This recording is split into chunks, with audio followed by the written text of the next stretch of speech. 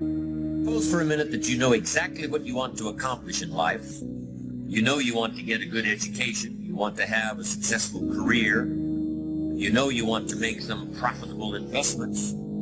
You know you want to raise a family and have your children turn out well.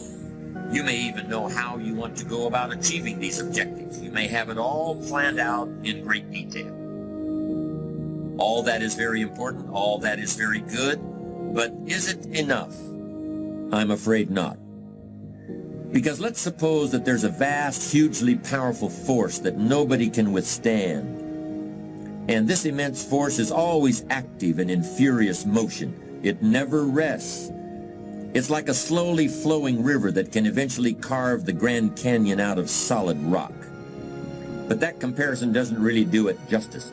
The force I'm talking about is much more formidable than any river or ocean or glacier or any other natural phenomenon. Now, in trying to achieve your life's goals, would you prefer to fight against this great force? Would you want to struggle against this mighty power that has all the odds overwhelmingly in its favor? Or would you rather enlist this great power in your cause and make the inevitable work for you instead of against you? Take your time before answering. Think it over. By the way, time is that great power I'm talking about. Time is the mightiest force in the world, or even in the universe. Of course, the answer to the question I posed is very obvious. Why would you ever choose to fight time when you could have time on your side? Who wouldn't want to harness the great river of time that flows through all of life?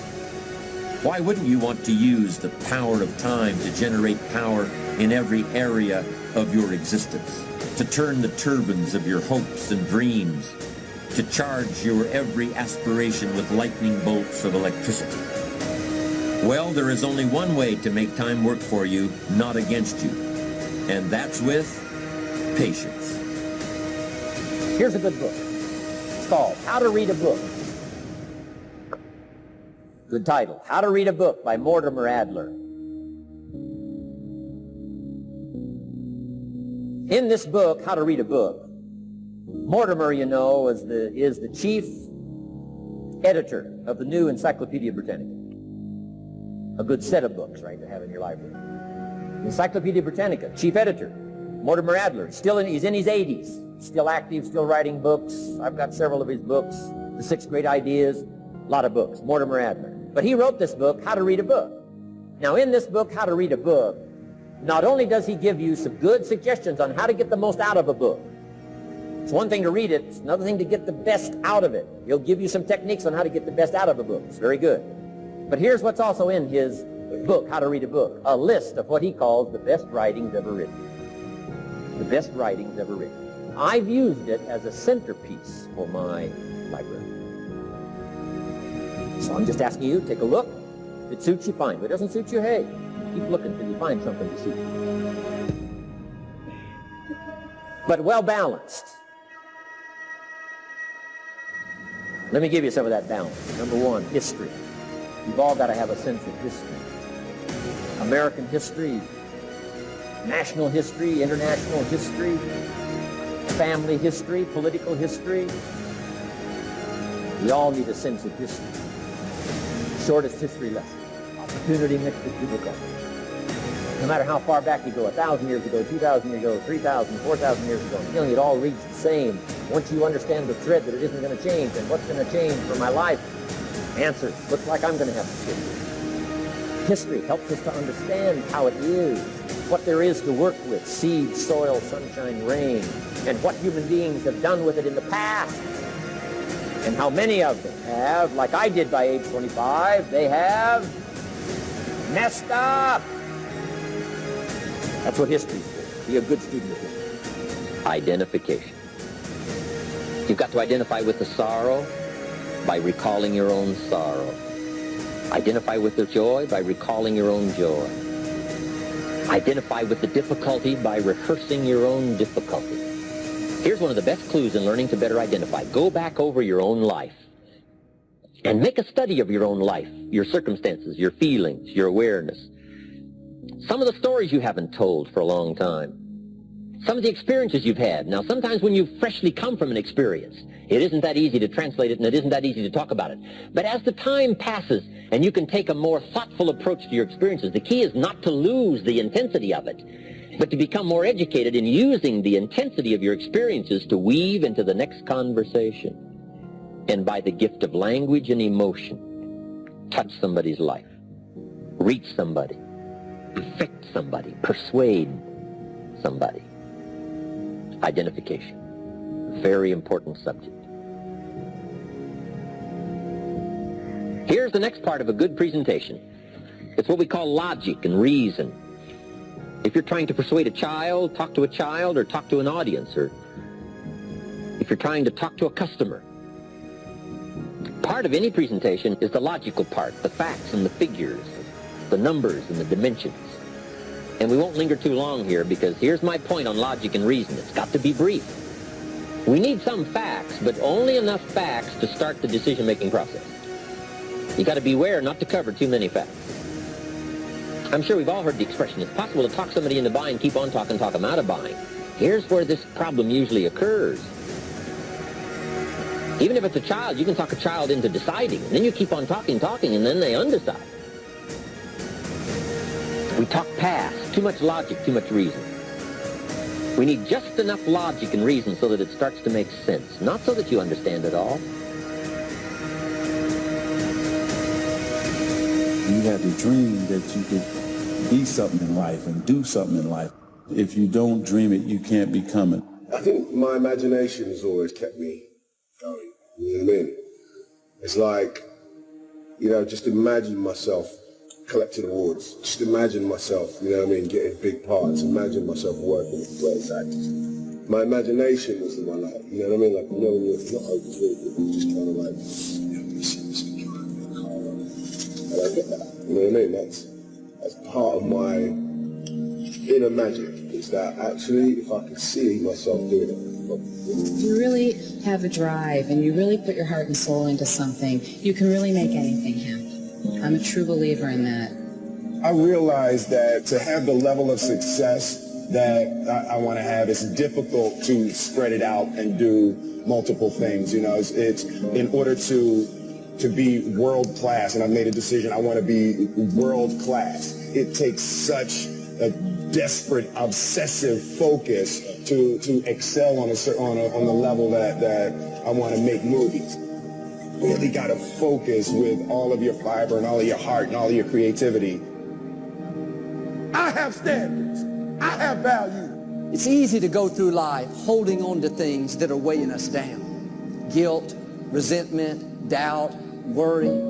The problem is when we allow these things in, they're taking up space for the good things that should be there.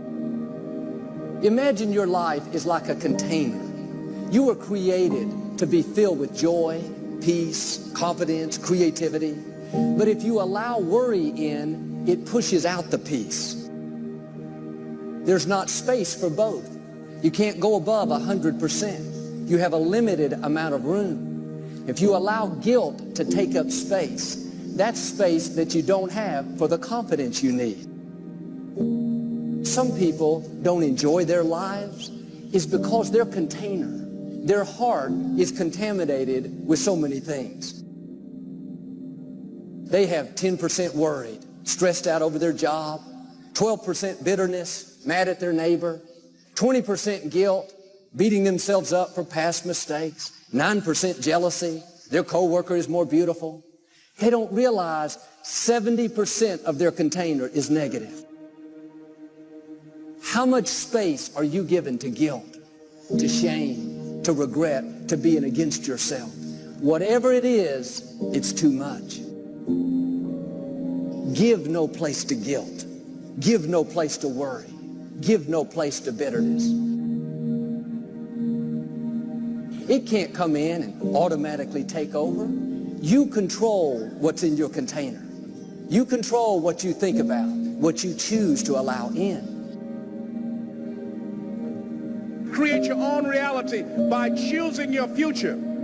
And not only is it important for you to know it's possible for you to choose your future, but it's necessary that you work on yourself, that you develop yourself. It's necessary that you get the energy drainers out of your life, people who don't want anything.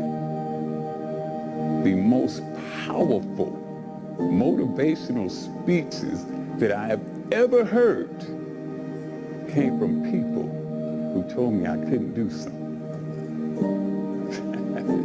You know why? Because when they told me I couldn't do it, I was bound and determined to show them that I could. Tell me I can't do it. I will prove you wrong. I will show you that you're mistaken, because I believe, and this is real important, I can't, will thwart you, will stop you, will slow you down, will turn you around and cause you to move backwards if you let it. But if you have the proper mindset, I can't will do nothing but make you that more determined. It is the thing that we cannot do. And because it is that, we must do that. Once fear is acted upon, the death of fear is certain. So what volcano you have in your life? Let me ask you some questions here. If you had 6 months to live, what would you do differently with your life? What would you do differently? Would you have the same job?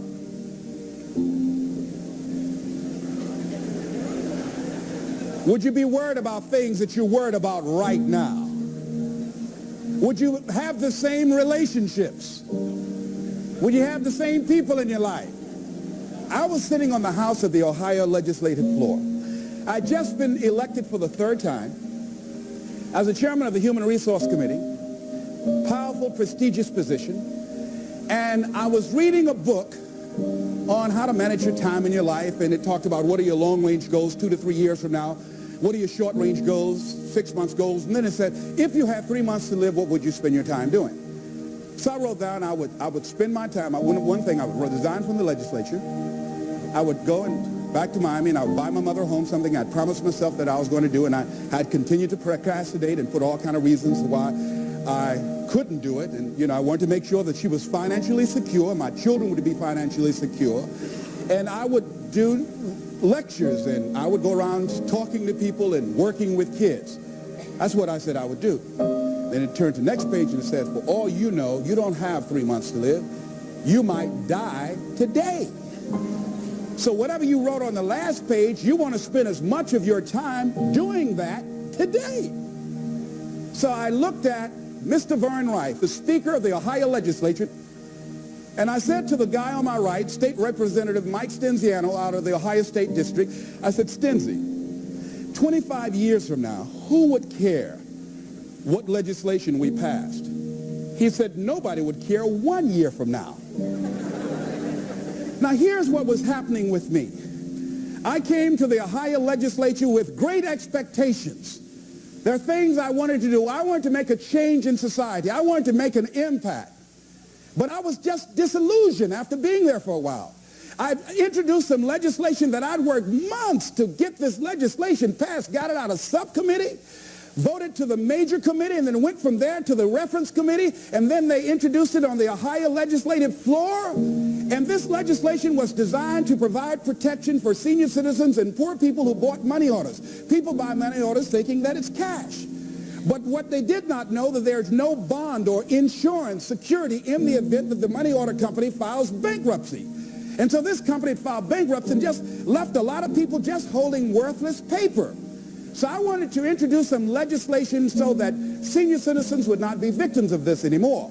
After months of hard work, after introducing the bill and having the votes lined up, guy raised his hand, Mr. Speaker. Mr. Rife said yes. He said, I'd like to introduce the amendment for Mr. Brown's bill. He said, we will hear the amendment. He said, I'd like to amend it and change the word shall to may. I said, excuse me, Mr. Speaker, may I speak, please? Yes. I said, ladies and gentlemen, of the Ohio legislature, this legislation is not something we wanted to make it optional to provide protection for Ohioans and senior citizens. We want to make it mandatory. And then this guy said, no, Mr. Speaker, I just think that he's taking it a little too far. This is an honorable gesture on behalf of the state, but he's taking it too far. Let's make it optional and leave it up to the goodwill of these money order companies to provide for the protection. Let's have the vote. And they had the votes, and I lost. And I said, oh, wait, this is not why I came here. And then all of a sudden, this job that at one point had meaning to me and value, it no longer had that for me. And all of us have had some experiences where you went to a job and you were excited about that job. Boy, it had so much promise, and then you got there, so much you wanted to do. You thought it was an opportunity for upward mobility and growth and development and expansion. And all of a sudden, after you got there, you found out it was nothing but a glorified cubby hole. Old grave with no dirt on it.